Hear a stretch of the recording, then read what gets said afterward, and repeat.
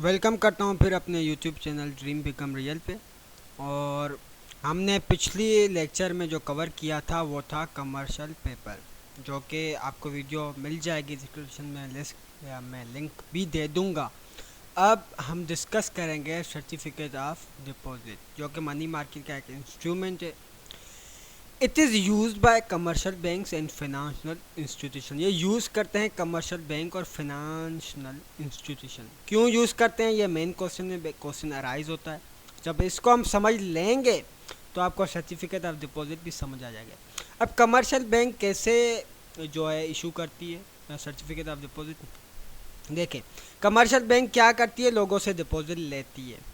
अब उनके पास डिपॉजिट बहुत हो गए। कमर्शियल बैंक का मेन जो फंक्शन होता है वो डिपॉजिट करके बारो कर और लेन करते, मतलब बारोवर्स को लोन्स देती है, उससे फिर इंटरेस्ट चार्ज करती है। एक तरफ डिपॉजिट करती है, दूसरी तरफ लोनिंग करती है, लोन देते हैं उस पर इंटरेस्ट लेते हैं। अब कमर्शियल बैंक के पास बहुत ज़्यादा डिपॉजिट हो गया। कमर्शियल बैंक की अक्सर पॉलिसी इतनी सख्त होती है कि कोई उनसे बारो नहीं करना चाहता। तो अब इनके पास बहुत ज़्यादा डिपॉजिट पड़ा हुआ है। कमर्शियल बैंक क्या बोलती है कि भाई हमारे पास डिपॉजिट बहुत पड़ा हुआ है, क्यों ना हम भी कहीं पे इन्वेस्टमेंट कर दे, उससे हमें इंटरेस्ट मिल जाए।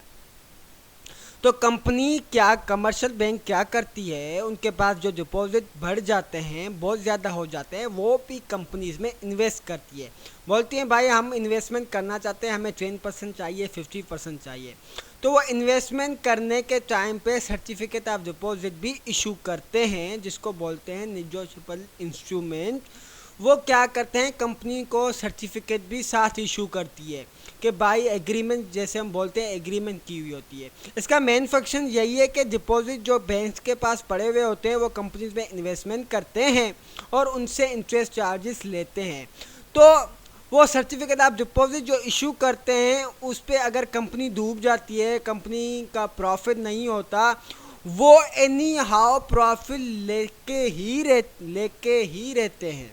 भाई उनको प्रॉफिट चाहिए, वो क्लेम कर सकते हैं, जो कि वो सर्टिफिकेट ऑफ डिपॉजिट इशू करते हैं उसकी बुनियाद पे उनको वो। अब इसका मेन फंक्शन क्या हो गया कि कमर्शियल बैंक के पास जब ज़्यादा डिपॉजिट हो गए, वो क्या करती है, कंपनीज में इन्वेस्टमेंट करती है और कंपनी से इंटरेस्ट लेती है। इसको बोलते हैं certificate of deposit. It is used to individual companies.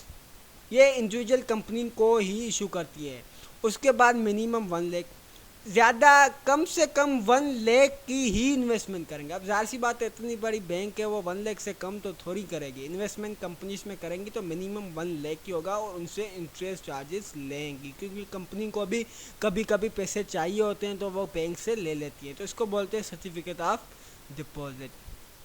Treasury bills, it is issued by central bank on the behalf government. ये ट्रेजरी बिल्स जो होता है वो इशू करते हैं सेंट्रल बैंक। अब सवाल यहाँ पे भी अराइज होता है कि भाई सेंट्रल बैंक इशू क्यों करती है, उनको क्या ज़रूरत है। अब सेंट्रल बैंक पाकिस्तान की जैसे स्टेट बैंक है, वो क्या करती है, मनी में जो सर्कुलेशन ऑफ मनी होती है उसको कंट्रोल करते हैं। मार्केट में जो सर्कुलेशन ऑफ मनी होती है उसको कंट्रोल करते हैं, उसके लिए मॉनेटरी पॉलिसीज बनाई जाती है। तो अब उन्होंने देखा कि मार्केट में पैसा बहुत हो गया है, डिमांड ज़्यादा आ रही है, सप्लाई नहीं है, तो इनको सप्लाई और डिमांड का फैक्टर इक्विलिब्रियम करना है। तो ये क्या करेंगे, लोगों से चाहेंगे कि पैसा ले लें।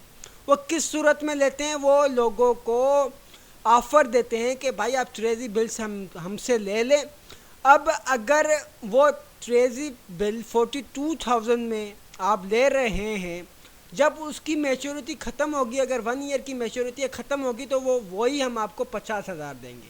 मीन्स डिस्काउंटिंग रेट पे मिल रहा है वो 50,000 का ही, लेकिन अभी स्कीम आई हुई है, आप 42,000 में ले लें, 1 ईयर के बाद वो आपको 50,000 होके मिलेंगे। अब क्या होगा, लोग अपने पैसे भी सेव कर लेंगे, इन्वेस्टमेंट कर लेंगे, पैसे रख लेंगे ट्रेजरी बिल में, और उनको 1 साल के बाद 8,000 का प्रॉफिट भी हो रहा है, 8,000 का प्रॉफिट भी हो रहा है। तो ये ज़्यादातर फंक्शन यूज़ होता है, सेंट्रल बैंक यूज़ करती है ऑन द बिहाफ गवर्नमेंट की मदद से, गवर्नमेंट की परमिशन के लिए, कि लोग मार्केट में पैसा कम हो जाए, सेव कर लें, ताकि डिमांड और सप्लाई का फैक्टर्स इक्विलिब्रियम आ जाए। उसके बाद आ जाता है commercial bills. It is also called bill of exchange, banker acceptance भी इसको बोलते हैं, issued by seller to buyer. अगर सेलर क्या करता है, बेयर को इशू करता है। अब बेयर कौन होता है? बेयर फॉर एग्जाम्पल मान लें कि कंपनी कोई भी है, उसको रॉ मटेरियल किसी कंपनी से ले रही है, एक कंपनी दूसरी कंपनी से रॉ मटेरियल्स परचेज कर रही है। अब जाहिर सी बात है 2 साल परचेज किए, 3 साल परचेज किए, फिर वो उधार पे भी लेते हैं रॉ मटेरियल।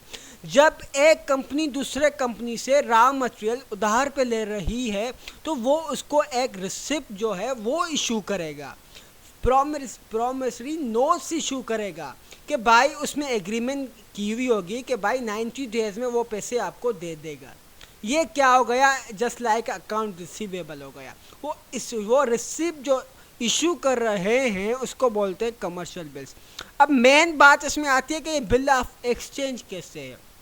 अगर मैं मटेरियल की कंपनी हूँ, मुझसे कंपनी उधार 90 डेज का दिया हुआ है, अब अगर मुझे पैसे अब 30 दिन में ही चाहिए तो मैं उस कंपनी के पास जाऊंगा, भाई आपने जो उधार लिए थे अब मुझे प्लीज़ वापस करें। तो वो नहीं देंगे, बोलते हैं भाई हमारी एग्रीमेंट की हुई है कि हम 90 डेज के बाद ही देंगे।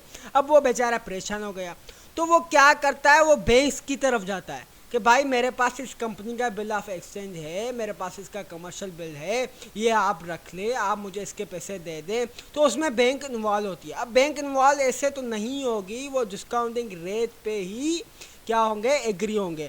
अगर 10,000 उनके पैसे रहते हैं कंपनी के पास रॉ मटेरियल वाले के, तो वो बैंक वाले क्या करेंगे, 9,500 उसको दे देंगे। अब खुद इन्वॉल्व हो गया जाएगी और खुद वहाँ कंपनी से 10,000 पूरे लेगी, तो 500 किसको हुआ, बैंक को जो है वो क्या हुआ, फ़ायदा हुआ। तो बिल ऑफ एक्सचेंज कैसे हो गया कि कमर्शियल बिल हम एक्सचेंज भी कर सकते हैं। वो कमर्शियल बिल्स हम किसी बैंक में लेके दें कि भाई इस कंपनी के पास पैसे हैं, वो हमें डिस्काउंटिंग रेट पे पैसे दे सकते हैं। ऐसे किसी और कंपनी में भी अब बिल ऑफ एक्सचेंज हम यूज़ कर सकते हैं कि भाई इसके पास पैसे आप ले लेना, अभी आप हमें डिस्काउंट रेट पे पैसे वो दे दें। तो बिल ऑफ एक्सचेंज ऐसे कहलाता है।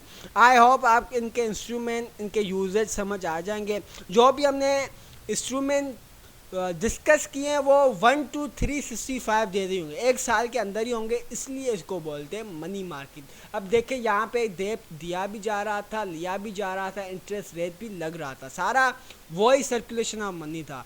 आई होप आपको समझ आ जाएंगी और आगे आने वाली वीडियो में इंशाल्लाह हम ऑनलाइन ट्रेडिंग पे भी बात करेंगे।